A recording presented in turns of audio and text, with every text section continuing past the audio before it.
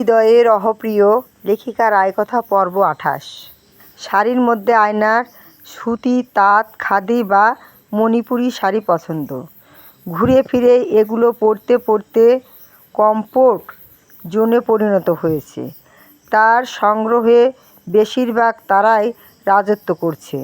সেবার মাহির তাকে একটা জামদানি শাড়ি উপহার দিল। তার ভবিষ্যতে এই শাড়িটা কারিগর তার আয়না হতাশ হতে ক্লান্ত। মাহির তার পুরো কালার বোর্ড বদলে দিয়েছে। আগে তার আলমারি ভর্তি থাকতো কালো, নীল, সবুজ, খয়েরি, মাঝে মাঝে লাল রঙের। এখন মাহির গোলাপের মধ্যে যত রকম শেড আছে খুঁজে তার সামনে হাজির করছে। প্রত্যেকটা রং ও বিবরণী জনাব জানেন, যেমন আজকেরটা জাস্টি রোজ। আয়নায় এই শাড়ির সাথে মিলিয়ে আরেকটু গাঢ় মুড শেডের ঘটি হাতার ব্লাউজ পরেছে। হাতে কয়েকটা সোনালি চুড়ি ও গলায় একটা লকেট পরেছে। পছন্দসই মেক আপ করেছে। চুলের মাঝখানে সিঁথি করে চুল ছেড়ে রেখেছে। আজকাল নিজেকে নিয়ে আর নির্বিকার থাকা যায় না। সেজে গুজে মাহির আহমেদকে অনুভূতি করতে ইচ্ছে হয়, ভালো লাগে। মাহিরের বিশ্ববিদ্যালয়ের মেইন ক্যাম্পাসের পাশেই বিশাল কনভেনশন হলো। আজ সেখানে পা রাখার জায়গা নেই। চারিদিকে ব্যাসভিত্তিক রঙিন ব্যানার টানানো, চারদিকে থাকা হলদে লাইটের আলো জ্বলছে নিভছে। এক পাশে জাঁকজমকপূর্ণ ফটো বুথ, সবার বন্ধুদের নিয়ে সেখানে ছবি তুলছে। লাউড স্পিকারে খুব কম ভলিউমে পুরনো দিনের গান বাজছে। পুরো হল জুড়ে চেনা অচেনা মানুষের ভিড়। তারা পুরনো বন্ধুর কাঁধে চামড় মেরে গলা ফাটানো হাসিতে মেতেছে।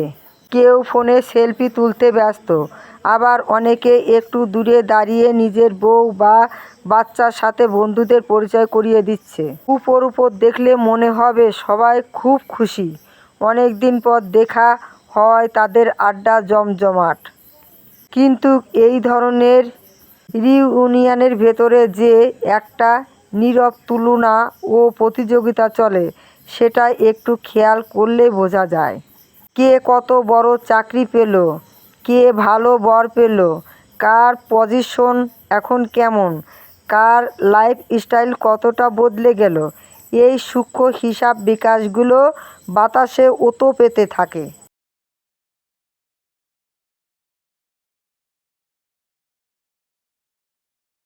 এই হাজারটা সেজে গুজে আসা মানুষের মাঝে ওর নিজেকে একটু আলাদা লাগছিল।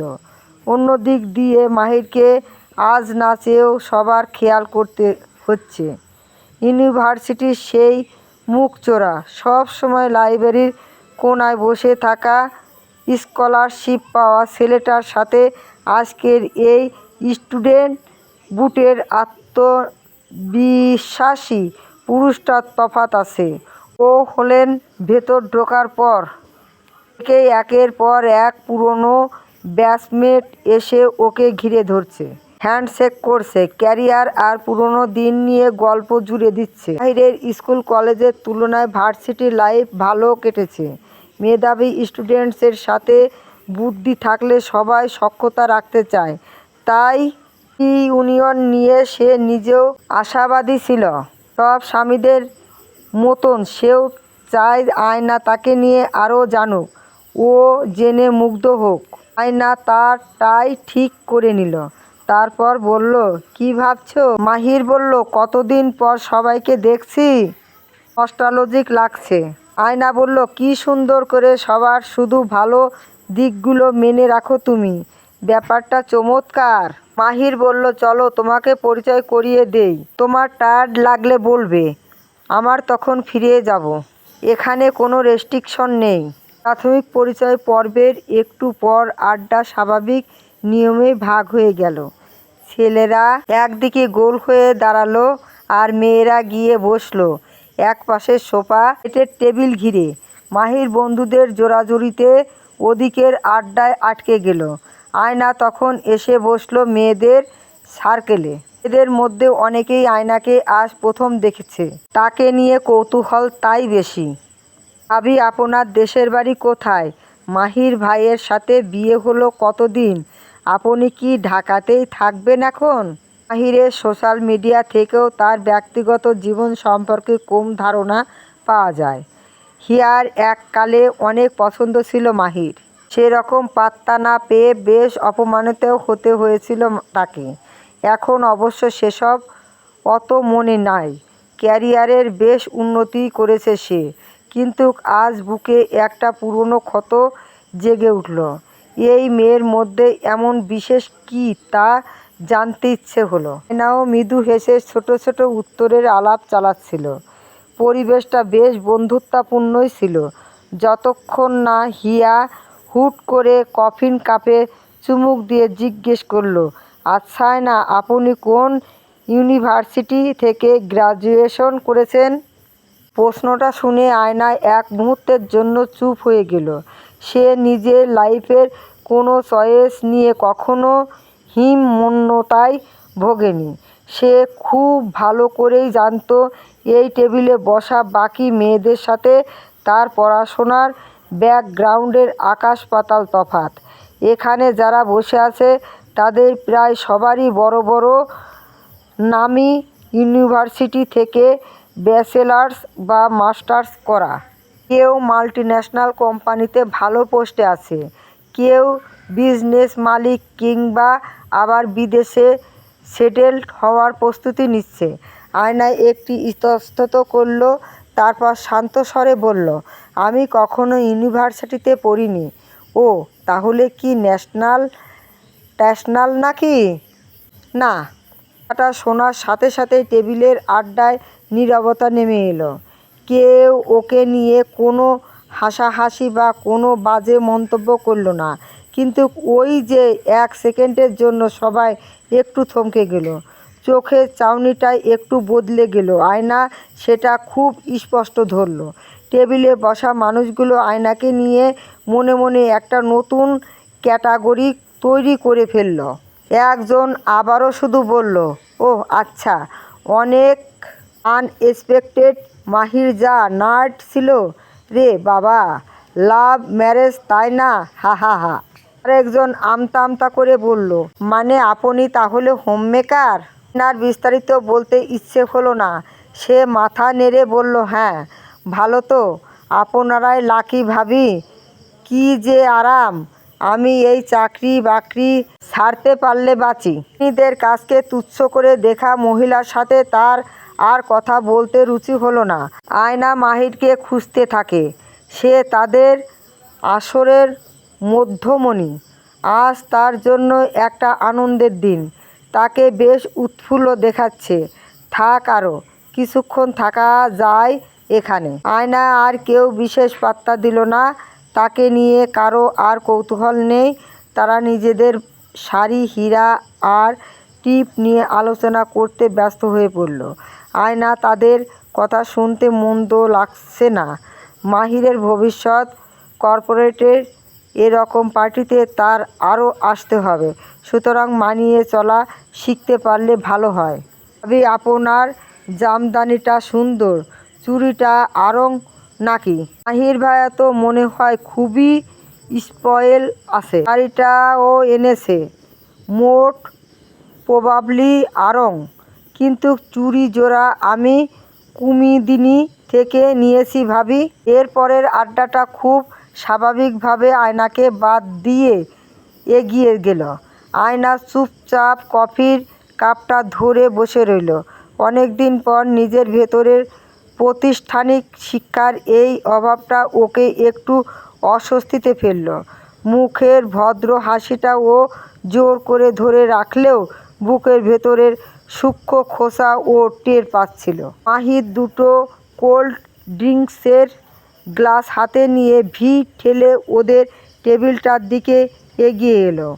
ও আসতেই এক মেয়ে বেশ ক্যাজুয়াল টোনে টিপ্পনি কাটার মতো করে জিজ্ঞেস করলো, কি মাহির, বউকে ছাড়া থাকতেই পারো না দেখছি।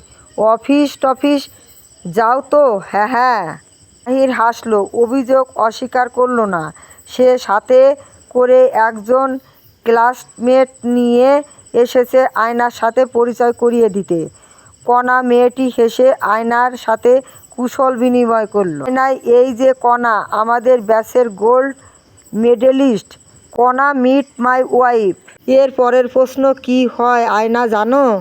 তাই ভেবেছিল মাহির হয়তো প্রসঙ্গ এড়াতে কথা ঘুরিয়ে দেবে, কিন্তু ও হা করে দেখল মাহিরের পুরো মুখ হাসিতে উজ্জ্বল হয়ে উঠল। আয়না ওকে চোখ দিয়ে ইশারা করে থামানোর আগেই মাহির খুব ইজি টোনে বলতে শুরু করলো, আয়না আসলে একজন freelance digital marketing and content specialist. ও মেইনলি এই সব content strategy, website content optimization, keyword search, blog content আর কন্টেন্ট অডিটের কাজগুলো হ্যান্ডেল করে। প্রফেশনাল টার্মগুলো শোনার পর টেবিলের সবাই আচমকাই একটু সোজা হয়ে বসলো। তারা হয়তো এমনটা ভাবতেই পারেনি। আয়না নিজের জায়গায় বসে স্তব্ধ হয়ে বলে, মাহির ওইখানেই থামেনি। ও একের পর এক বলে যাচ্ছিল, সবচেয়ে বড় কথা কি জানো, ও কিন্তু কোনো প্রাতিষ্ঠানিক ট্রেনিং ছাড়াই একদম নিজের চেষ্টায় ইন্টারনেট ঘেঁষে সব শিখেছে।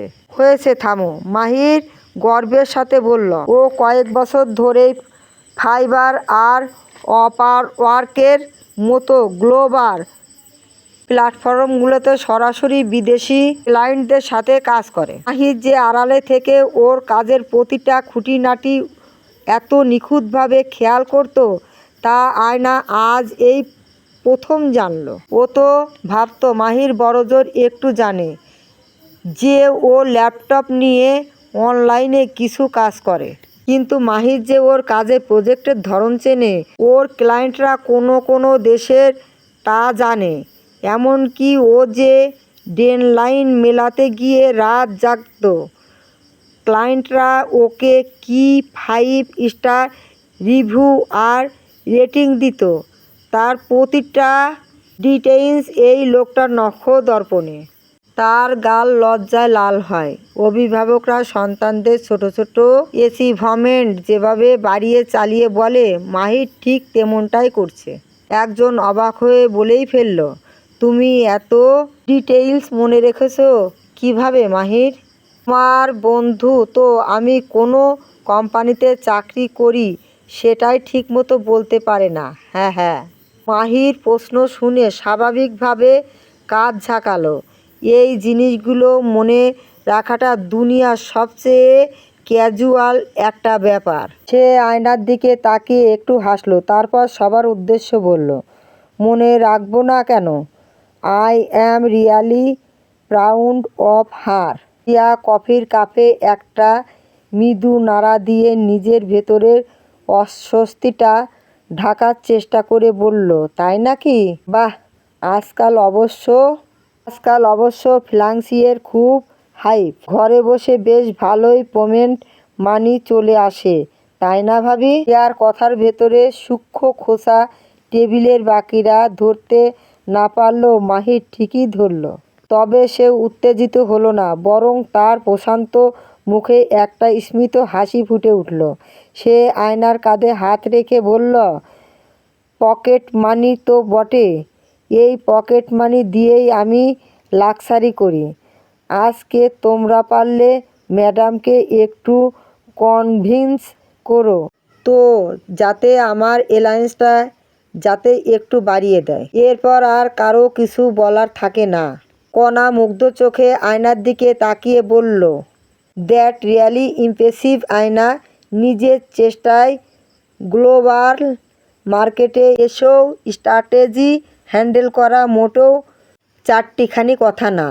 কোনো একদিন তোমার কাজের প্রসেসটা আমাকে একটু বুঝিয়ে বলো তো, আমার অফিসের একটা প্রজেক্ট হেল্প হতো। ছেলেরাও তাদের সাথে যোগ দেয়। শাকিল বলে, আজ মাহিরকে পালাতে দেয়া যাবে না, তাহলে আবার বছরখানেকের জন্য ডুব দিবে। ট্রিট দিতেই হবে। এরকম একটা ভালো নিউজ শুনলাম, একদম ছাড়বো না তোকে। মাহির স্মিত হাসল।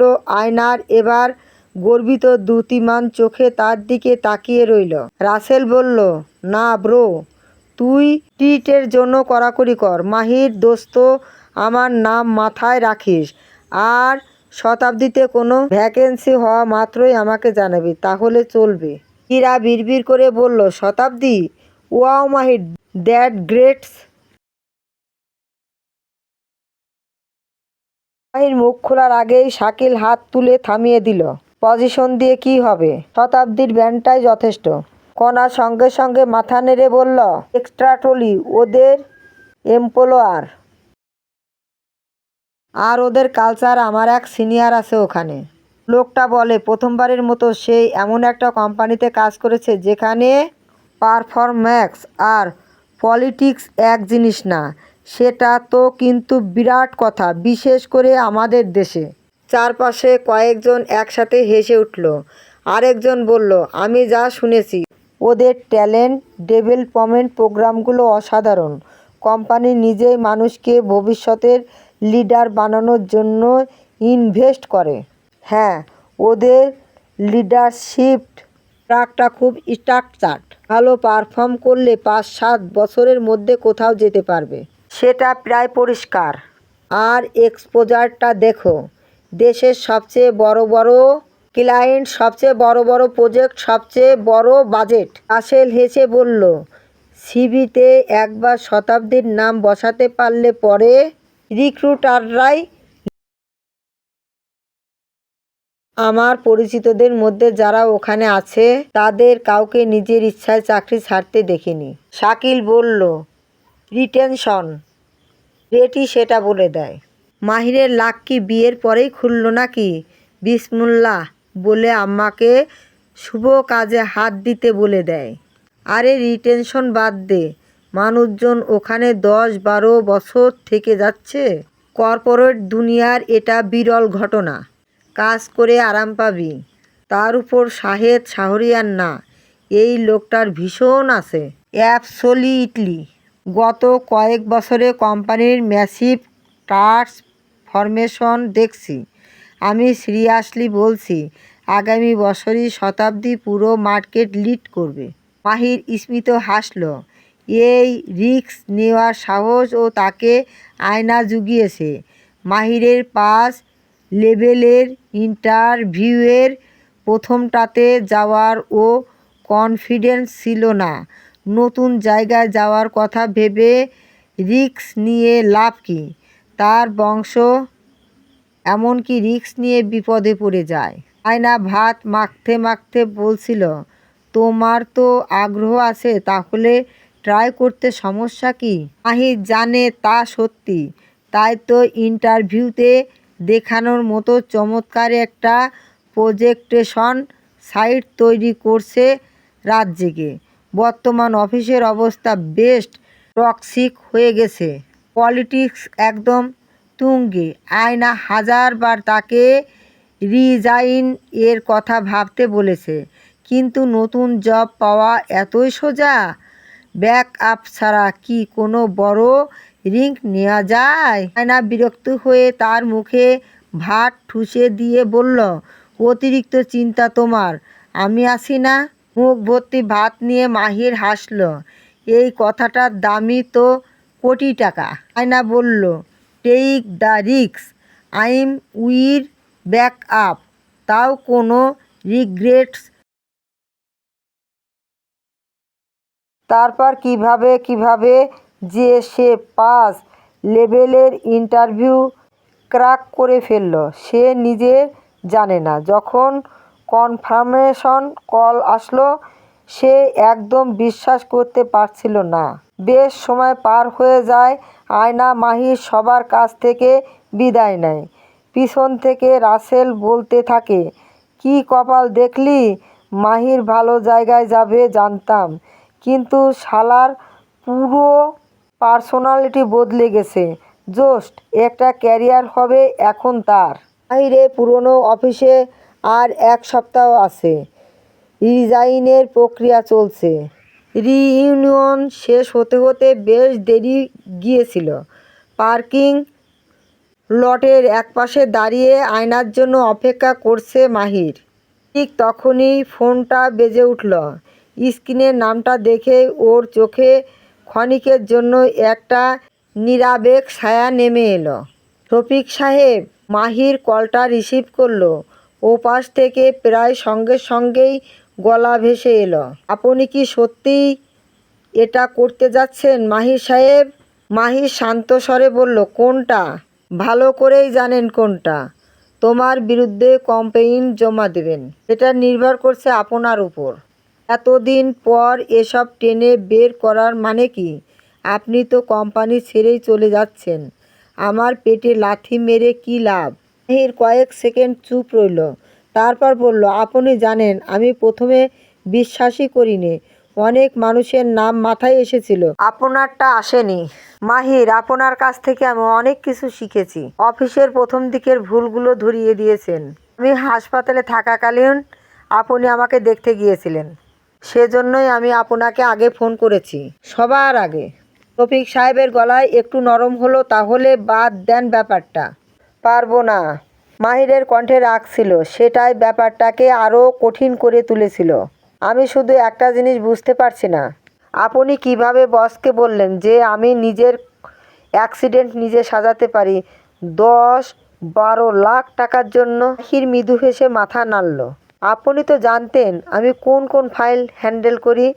এমন অনেক সিদ্ধান্ত আমার টেবিল দিয়ে গেছে যেখানে একটা সিগনেচার করলেই তার দ্বিগুণ টাকা পাওয়া যেত, তবুও করিনি। আপনি আমার সাথে প্রতিদিন কাজ করেছেন, আমার সম্পর্কে পৃথিবীর অনেক মানুষের চেয়ে বেশি জানতেন। তারপরেও আপনি সবার কাছে গিয়ে বললেন আমি নিজের ছিনতাই ও অ্যাক্সিডেন্ট নিজে সাজিয়েছি। আমি ভুল করেছি মাহির। না, ভুল আর চরিত্রের অপরাধ এক জিনিস না। আপনাকে একটা সুযোগ দিয়েছি, আপনি যদি নিজে গিয়ে ম্যানেজমেন্টের সামনে ব্যাপারটা স্বীকার করেন, তাহলে বিষয়টা সেখানেই শেষ। আর যদি না করি, তাহলে আমার কাছে যা প্রমাণ আছে সব মিস্টার হকের কাছে যাবে। ও পাশ থেকে ভারী শ্বাসের শব্দ এলো। আপনি জানেন উনি আমাকে কতটা অপছন্দ করেন? জানি। তাহলে আপনি আমাকে শেষ করে দিচ্ছেনই? মাহির বাইরে তাকালো। না শফিক সাহেব, আমি আপনাকে শেষ করছি না। আপনি অনেক আগেই নিজের ক্ষতি শুরু করেছিলেন, আমি শুধু আর সেটাকে ঢেকে রাখছি না। ও পাশ থেকে প্রায় ভেঙে পড়া গলার প্রশ্ন এলো, কিন্তু এখন কেন? আপনি তো যাচ্ছেনই। এত প্রমোশন অফার করা হয়েছে, স্যালারি ডাবল করার কথাও বলা হয়েছে, তারপরও কেন? মায়ের কিছুক্ষণ চুপ করে রইল, তারপর খুব শান্তভাবে বলল, কারণ আমি চলে যাচ্ছি বলেই করতে পারছি। এই কোম্পানির জন্য আমি অনেক কিছু দিয়েছি, সময় দিয়েছি, পরিশ্রম দিয়েছি, নিজের স্বস্তিটাও দিয়েছি, কিন্তু এখন আমার সবচেয়ে বেশি প্রয়োজন ছিল তখন খুব কম মানুষ পাশে দাঁড়িয়েছিল। সে থামল। তবু আমি এসবের জন্য কিছু করছি না। আমি অন্য জায়গায় যাচ্ছি, নতুন জীবন শুরু করব। আমার স্ত্রী আছে, পরিবার আছে, ভবিষ্যৎ আছে। আমি এগুলো নিয়েই ব্যস্ত থাকব। তাহলে আপনার এই শিক্ষা পাওয়াটা দরকার, কারণ মানুষ যখন ভাবে তার কাজের কোনো পরিণতি হবে না, তখন সে আরও বিপজ্জনক হয়ে যায়। আজ যদি আমি চুপ করে যাই, কাল আপনি আরেকজনের জীবন নষ্ট করবেন, তার পরের দিন আরেকজনের। আমি প্রতিশোধ নিচ্ছি না শওকত সাহেব, আমি শুধু নিশ্চিত করছি যে পরের মানুষটা আমার মতো মূল্য না দেয়। বাকিটা এখন আপনার সিদ্ধান্ত। কলটা কেটে গেল।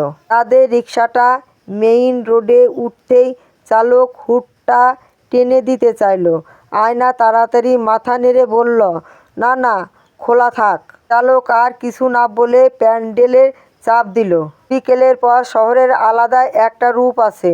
দিনের গরম অনেকটাই কমে এসেছে, বাতাসে হালকা শীতলতা। রাস্তার দুই পাশে দোকানের সাইনবোর্ডগুলো জ্বলে উঠেছে। মাহির কিছুক্ষণ চুপচাপ চারপাশ দেখল, তারপর বলল, সূর্যের আলোতে সমস্যা হচ্ছে, গরম লাগছে না। আয়না ভুরু কুঁচকালো, কই, কি সুন্দর বাতাস। কথা শেষ না করেই সে একটা দীর্ঘশ্বাস ফেলল। আর একটু সময় দাও, ইনশাল্লাহ 1-2 বছরের মধ্যে কার লোনের জন্য এলিজিবল হয়ে যাব, তখন একটা কিছু দেখব। আয়না সঙ্গে সঙ্গে কপালে ভাঁজ ফেললো, আবার শুরু করলো, কি? সব কিছুর সমাধান গাড়ি না। মাহি চুপ করে গেল। আয়না সামনের দিকে তাকিয়ে মৃদু গলায় বলল, এখান থেকে দেখতে কত দূর লাগে? সে রাস্তার দিকে আঙ্গুল দেখালো। দোকানগুলো, মানুষগুলো, যানজট সব। আমি সব সময় তোমার সাথে এভাবে ঘুরতে চেয়েছি। কথাটা মুখ ফসকে বেরিয়ে যেতেই সে একটু অপ্রস্তুত হয়ে গেল। মাহিরের বুকের ভেতর আনন্দের দোলাচল অনুভূতি হলো। এই মেয়েটা আগে নিজের ইচ্ছেগুলো মুখে আনতো না, কিছু চাইতো না, কিছু দাবি করতো না, কিন্তু এখন করে। আর আশ্চর্যজনকভাবে সে প্রতিবারই শুনতে ভালোবাসে, ভীষণ ভালোবাসে। মাহির ঠোঁটের হাসি চেপে বলল, তাহলে বুঝি আমার রোমান্টিক স্কোর একটু বেড়েছে? নিজেই নিজেকে নম্বর দিও না তো। তাহলেই কে দেবে? আমি আবার কে? আরে আয়না, তুমি তো কৃপণ পরীক্ষক। হবে না, হবে না। আয়না হেসে ফেলল। মাহিরও হাসলো। তারপর কিছুক্ষণ চুপ করে থেকে বলল, আজ কেউ কিছু বলেছে? Did anyone made you uncomfortable? ইউনিয়নের কথা বলছি। আয়না বুঝতে পারল প্রশ্নটা কোথা থেকে আসছে। সে মাথা নাড়ল, একদম না। শিওর? হ্যাঁ। আনকমফোর্টেবল লাগেনি? না তো বাপ। এত কিছু কেন ভাবো তুমি? এগুলো খুব নর্মাল ব্যাপার। মাহির পুরোপুরি অসুস্থ হলো না, কিন্তু তার চাপ দিল না। আয়না হঠাৎ বলল, তবে তোমার বিরুদ্ধে একটা অভিযোগ আছে। আমার বিরুদ্ধে? জি হ্যাঁ। তুমি আজ খুব বাড়াবাড়ি করছো। কোথায়? আমাকে নিয়ে? মাহির অবাক হওয়ার ভান করল। আমি আমি তো সত্যিই কথা বলেছি। সত্যি কথা বলতে গিয়ে মানুষের পুরো সিভি পড়ে শোনাতে হয়। মাহির হেসে ফেলল, আরে এসবই কন্টেন্স স্টেঞ্জিস কিওয়ার্ড রিসার্চ। আরেকটু হলে আমার ক্লায়েন্টদের নাম ঠিকানা বলে দিতে। মাহির গম্ভীর মুখে বলল, সেগুলো বলা যায় না, এনডিও ভায়োলেশন হয়ে যাবে।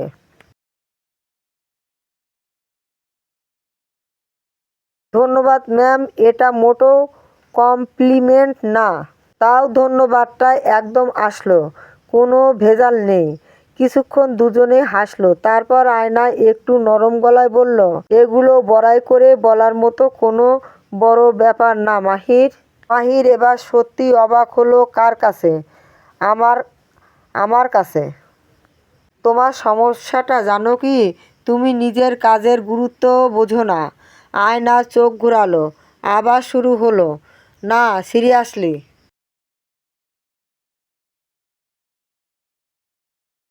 শিখেছো নিজের চেষ্টায় আন্তর্জাতিক ক্লায়েন্ট হ্যান্ডেল করো।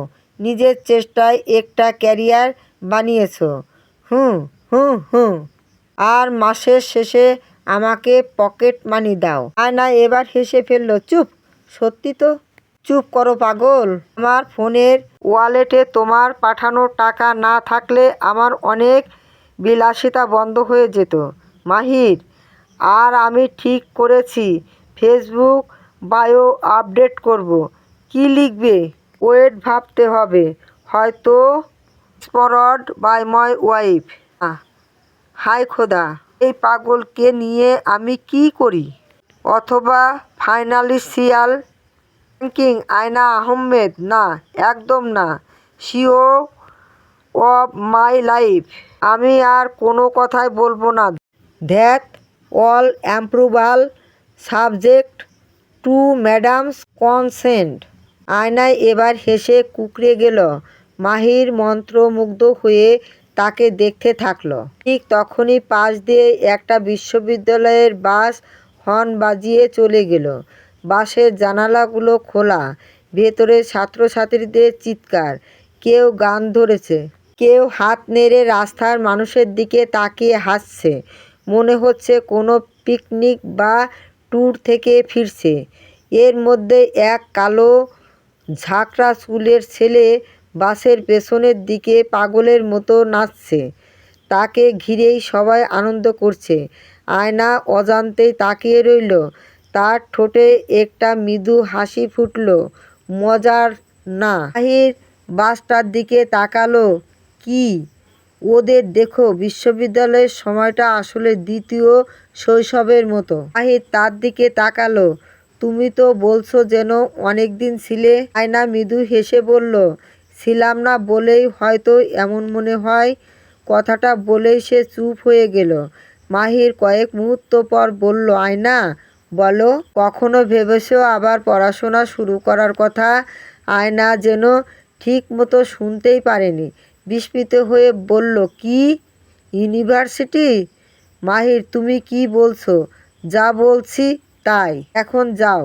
হ্যাঁ, এখন। আয়না কিছুক্ষণ তার দিকে তাকিয়ে রইল, তারপর হেসে মাথা নাড়ল। আমার কত বছরের গ্যাপ জানো? মানুষ হাসবে। মানুষের ফুল টাইম চাকরি হলো অন্যকে নিয়ে হাসাহাসি করা। মাহির, সিরিয়াসলি বলছি ওয়াইফ। আয়না এবার চুপ হয়ে গেল। মাহির নরম গলায় বলল, সবাই আমাকে নার্ড বলে জানো তো? কারণ তুমি নার্ড, খুবই নার্ড, ভয়ঙ্কর নার্ড। ঠিক আছে, বুঝেছি। সে হেসে মাথা নাড়ল, তারপর বলল, কিন্তু আমি আরেকজন নার্ডকেও চিনি। তুমিও সেটা।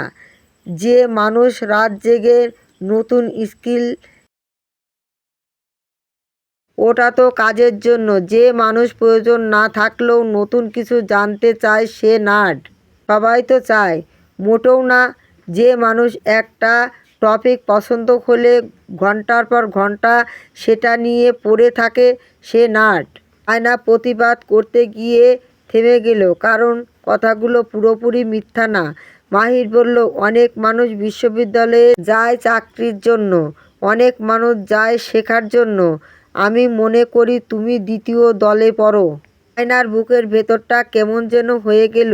কেউ কোনোদিন তাকে এভাবে দেখেনি, কেউ কোনোদিন ভাবেনি। সে আস্তে বলল, এখন আর সম্ভব না। কেন?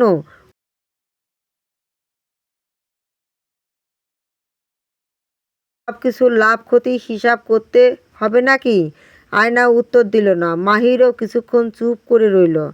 যদি বয়স, টাকা, স্টাডি গ্রাফ, মানুষ কি বলবে এসব কোনো বাধা না হয়তো, তাহলে তুমি আবার পড়তে চাইতে। রিকশার চাকার শব্দ ছাড়া আর কিছু শোনা গেল না।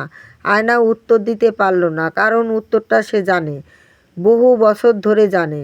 মাহির তার নীরবতা দেখেই মৃদু হাসল। আয়না মুখ ঘুরিয়ে বাইরে তাকালো। রাস্তার আলো ঝাপসা লাগছে কেন যেন। মাহির ধীরে ধীরে বলল, তাহলে আমি একটু খোঁজ খবর নেব। মাহির, ন্যাশনালে হবে না তো? আমার আর প্রাইভেট ইউনিভার্সিটি খুব খরচ জানি। অপ্রয়োজনীয় খরচা আমার কাছে না। আয়না আর কিছু বলতে পারল না। মাহির তার হাতটা নিজের হাতে নিয়ে বলল, দেখি না কি করা যায়। আয়না অন্যদিকে তাকিয়ে রইল, তার চোখ ভিজে উঠছে। কি বিরক্তিকর, কি লজ্জা।